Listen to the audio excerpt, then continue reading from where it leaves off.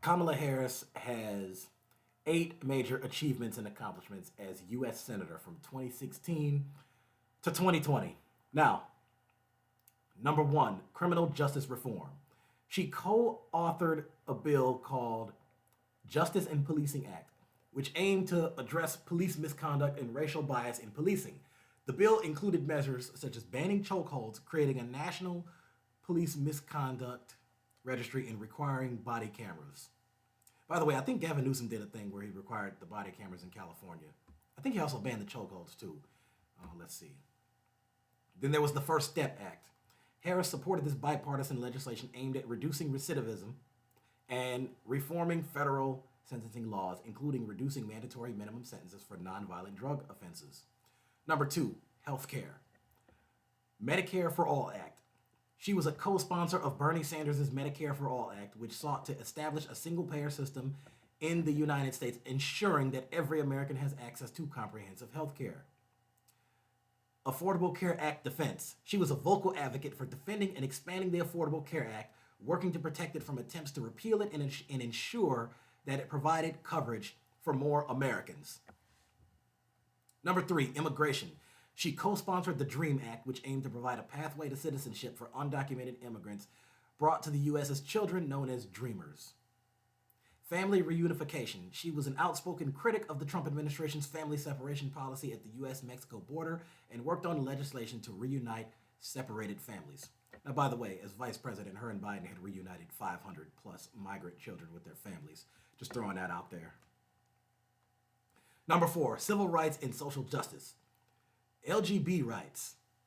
She supported the Equality Act, which sought to prohibit discrimination based on sexual orientation and gender identity in employment, housing, and other areas. The Civil Rights Act of 2018. She introduced this bill to enhance protections against discrimination in voting, employment, education, and housing. Number five, economic issues. Lift the Middle Class Act. She introduced this legislation to provide a tax credit of up to $6,000 a year for middle class families and up to $3,000 for individuals to help reduce income inequality and support working families. And yet people are telling me that she's not for the people and that Democrats don't work for the people and they don't care about putting money in people's pockets. Go look that up right there and tell me what you think. Again, I'm going to be cranky and irritated on this, but again, guys, I'm trying to keep it together. I'm just trying to look for where exactly do people think the two parties are the same at? Aside from the tax cuts for the wealthy and the foreign policy with the bombing countries. Domestically, economically, socially, where are the two parties exactly aligned? Please show me that. Now, here's one of my favorites, the Rent Relief Act. She proposed this bill to provide rent relief to cost-burdened tenants, offering refundable tax credits to individuals and families paying more than 30% of their income on rent and utilities. Number six, environment and climate change. The Green New Deal. She was a co-sponsor of the Green New Deal, a comprehensive resolution aiming to address climate change and economic inequality by transitioning to renewable energy sources and creating green jobs. Climate Equity Act. Harris introduced this bill with Representative Alexandria Cortez to ensure that climate and environmental policies prioritize low-income communities and communities of color disproportionately affected by climate change. Number seven, judicial and legislative oversight. Senate Judiciary Committee. As a member of this committee, she was known for her sharp questioning of judicial nominees and administration officials, particularly during the confirmation hearings of Supreme Court Justices Brett Kavanaugh and Amy Coney. Mueller investigation. She was a vocal advocate for the continuation and protection of Special Counsel Robert Mueller's investigation into Russian interference in the 2016 presidential election. Now, a lot of people would argue that that's much less important, and some people still don't have certain stuff together on that, but hey, nevertheless. Number eight, women's rights. Maternal Care Access and Reducing Emergencies Act.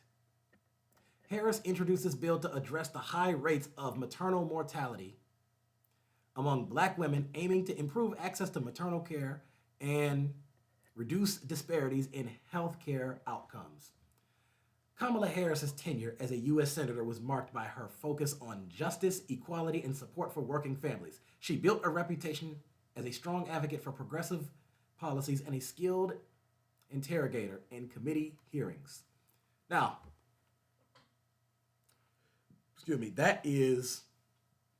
those are the good accomplishments and achievements from during her tenure as a U.S. senator in California.